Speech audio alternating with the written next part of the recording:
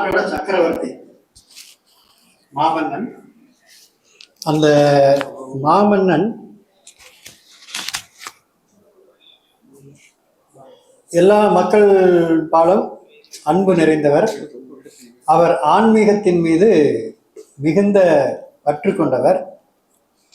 அந்த பற்றின் காரணமாக அடிக்கடி மிகப்பெரிய ஆன்மீக விசேஷங்களை செய்வார். ஆங்காங்கே கோயில்களுக்கு சென்று அந்த கோயில்களை கும்பாபிஷேகம் செய்வது அந்த கோவில் கும்பாபிஷேகங்களுக்கெல்லாம் சிறப்பாக நடத்துவதற்காக ஊர் மக்களிடம் சென்று தனது பராக்கிரமத்தை காட்டி நிறைய வசூல் செய்து மிக சிறப்பாக செய்வது. அதன் காரணமாக அவரை சார்ந்துள்ளவர்களெல்லாம் மிகவும் அவரை போற்றுவார்கள், நல்ல மன்னர் என்று பாராட்டுவார்கள். இப்படி நடந்து கொண்டிருக்கக்கூடிய வேளையிலே திடீரென அந்த மன்னன் ஒரு நாள் இறந்து விடுகிறார்.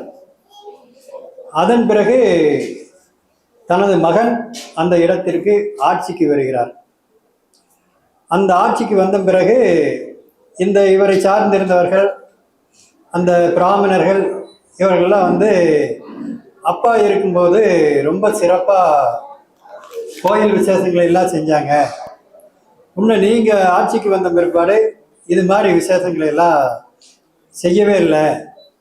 அதனால் நீங்களும் எங்களுக்கு ஒத்துழைப்பு கொடுத்து ஆதரவு கொடுத்தீங்கன்னா மீண்டும் அப்பாவை போலவே நாமும் சிறப்பாக செய்யலாம் என்று மன்னரிடம் கூறும் பொழுது, புதிதாக வந்த மன்னர், ஏற்கனவே இருந்த மன்னரின் மகன் சொல்கிறார், எனது அப்பா இப்பொழுது எங்கே இருக்கிறார், என்ன செய்து கொண்டிருக்கிறார் என்பதை உங்களால் சொல்ல முடியுமா அப்படின்னு கேட்கும்போது அந்த எல்லா அர்ச்சகர்களுமே தடுமாறுறாங்க. அதை தெரிந்து கொண்டு வாருங்கள், அதன் பிறகு நாம் சிறப்பாக செய்யலாம். எதையும் செஞ்சாலும் அதில் ஒரு அர்த்தம் வேண்டும். ஏதோ நீங்கள் கேட்குறீங்கிறதுக்காக நானும் மக்களிடத்தில் சென்று வசூல் செய்து அவர்களை துன்புறுத்த நான் விரும்பவில்லை அப்படின்னு சொல்லும்போது இவர்களால் இதற்கு பதில் சொல்ல முடியாது. இவங்கெல்லாம் ஒரு தொழிலாளிகள். இப்படி போய் சாமிக்கு கும்பாபிஷேகம் செஞ்சால் அதில் ஒரு வருமானம் வருது. அந்த வருமானத்தை வச்சு வாழ்க்கை நடத்தக்கூடியவர்கள். நீ என்னடா மன்னர் இப்படி கேட்டாரு அப்படின்ட்டு ஒரு வேதனையில் போய் ஒரு மரத்துக்கடியில் போய் கொண்டு அழுகையோடு இருக்கிறாங்க. அந்த நேரத்தில் தான் சூரிய பகவான் அந்த வழியாக போகிறாரு. ஏன் இப்படி நீங்கள் ரொம்ப அழுத முகமாக இருக்கிறீங்க, அதுக்கு காரணம் என்ன அப்படின்னு கேட்கும்போது இவங்க சொல்கிறாங்க, இப்படி ஏற்கனவே இருந்த சக்கரவர்த்தி எங்களுக்கு நிறையா விழாக்களை எல்லாம் கொண்டாட வச்சாரு, அதில் எங்களோட வாழ்க்கை நல்லபடியாக இருந்துச்சு. இப்போ அவரோட மகன் இது எதையுமே வேண்டாங்கிறாரு. வேண்டான்னு சொல்கிறத விட எனது அப்பா இப்பொழுது எங்கே இருக்கிறார், என்ன செய்து கொண்டிருக்கிறார் அப்படிங்கிற ஒரு கேள்வி கேட்கும்போது எங்களால் பதில் சொல்ல முடியல. அதனால தான் நாங்கள் வேதனைப்படுறோம், துக்கப்படுறோம். இதுக்கு எப்படி பரிகாரம் தேடுறதுன்னு எங்களுக்கு தெரியல, அவர்கிட்ட எப்படி போய் சொல்கிறதுன்னு புரியல அப்படின்னு சொல்லும்போது தான் அந்த சூரிய பகவான் அப்பா இருக்கக்கூடிய இடத்திற்கு அழைத்து செல்கிறார்.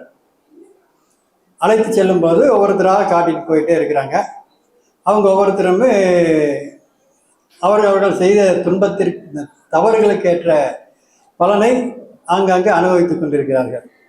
இறுதியாக இந்த மன்னரை இருக்கும் இடத்தில் நரகலோகத்திற்கு சென்று காட்டுகிறார். இந்த மன்னர் ஒரு எண்ணெய் சட்டிகளை போட்டு எரிச்சிட்டு இருக்கிறாங்க. அவர் துடிக்கிறார் துன்பம் தாங்க முடியாம.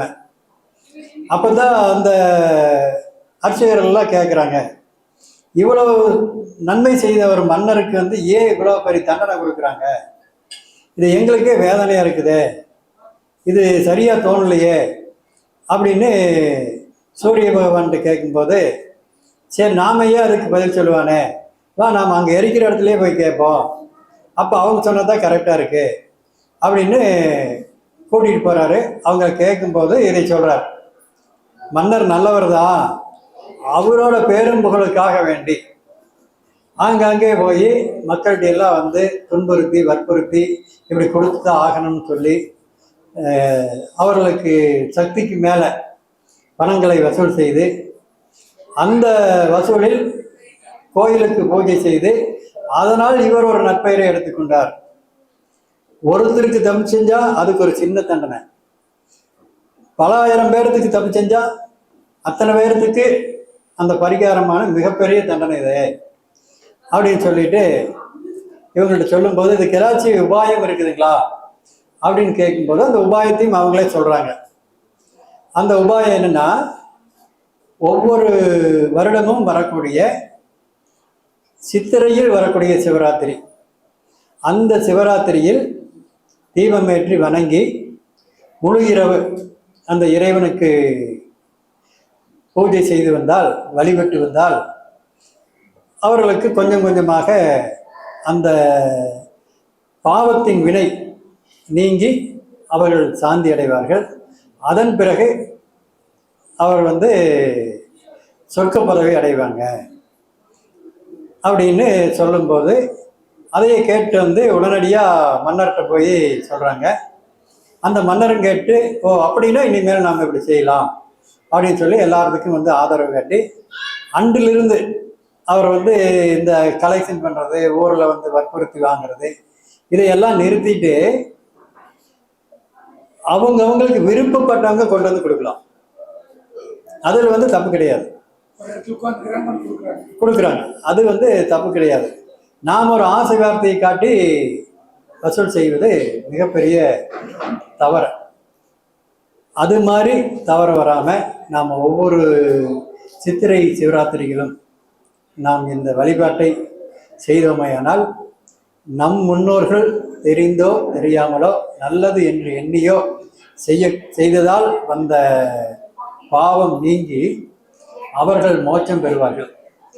அவர்களின் ஆத்மா சாந்தி அடையும் வரை நமக்கு அப்பனோட சொத்து யாருக்கு? பையனுக்கு, பாட்டனோட சொத்து பேரனுக்கு, இப்படி வழி வழியா துன்பங்கள் தடைகள், அவங்க குடும்பத்தில் வந்து கல்யாண தாமதம், குழந்தை இல்லாமை, குழந்தை பெற தாமதம், எடுத்த காரியம் வந்து சீக்கிரமாக நடக்காதது, அதுக்காக பல வகையில் வந்து துன்பத்தை தொடர்றது, இது மாதிரியெல்லாம் வந்து நடக்கு. இந்த சித்திரை சிவராத்திரி அதை தீர்த்து வைக்கும்.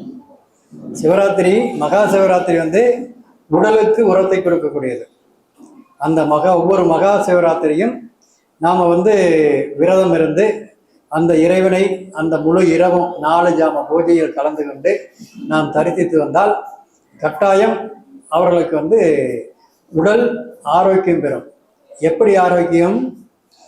எந்த தீவினையும் நாம் செய்ய முடியாத அளவிற்கு இறைவனை மட்டுமே எண்ணி இறைவனால் நம் வாழ்க்கையை உயர்த்தி நம்மால் யாருக்கும் எந்த விதமான பாவமும் சாபமும் ஏற்படாமல் பார்த்து கொள்ளக்கூடியது தான் அந்த மகா சிவராத்திரி. இந்த சிவராத்திரி நம்மோட முன்னோர்களுக்கு நம்ம வந்து பரிகாரம் தேடுறோம். இதை விட ஒரு சிறந்த சிவராத்திரி இல்லை. ஆக உடலை காக்கக்கூடிய சிவராத்திரி தேய்பிறை சிவராத்திரி, மாதம் மாதம் வரக்கூடிய தேய்பிறை சிவராத்திரி உடலுக்கு ஆரோக்கியத்தை கொடுத்து நல்ல எண்ணங்களை கொடுத்து வளரக்கூடியது. இதில் என்ன சொல்கிறாங்கன்னா, ஒரு மனிதர் 30 சிவராத்திரியை இந்த முழு இரவு 4 ஜாம பூஜையில் கலந்து கொண்டு இறைவனை தரிசித்து வந்தால் அவர்களின் 21 சந்ததி சிவ பாக்கியம் பெறுகிறாங்க. சிவபாக்கியம் என்றால் என்ன அப்படின்னு பார்த்தீங்கன்னா, சிவபாக்கியம் பெற்றவர்களுக்கு துன்பமே வராது, இன்பம் மட்டுமே கிடைக்கும். சாதக ரீதியாக பார்த்தீங்கன்னா அவங்களுக்கு பிறக்கக்கூடிய குழந்தைகள் இப்படி ஒரு 21 சந்ததிகளுக்கு இந்த தோஷத்தோடு குழந்தை பிறக்காது. இப்போ நம்ம இங்கே இவ்வளோ பேர் இருக்கிறா, எல்லாருமே வந்து சந்தோஷத்தோடு இருக்கிறோம்னு இல்லை.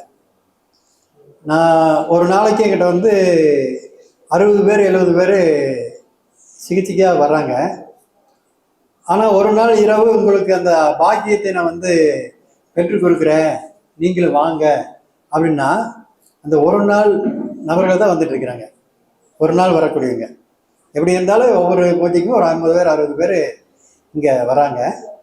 அப்போ என்ன, மற்றவர்களுக்கெல்லாம் இந்த இடத்தில் வரக்கூடிய பாக்கியம் கிடைக்கப்பெறவில்லை. இன்னும் ஒரு சிலர் வந்து இங்கே வருவாங்க, இங்கே என்ன நடக்குது அப்படின்னு பார்ப்பாங்க. அந்த என்ன நடக்குது பார்க்கறதுனால வந்து நமக்கு ஒன்றுமே இருக்காது.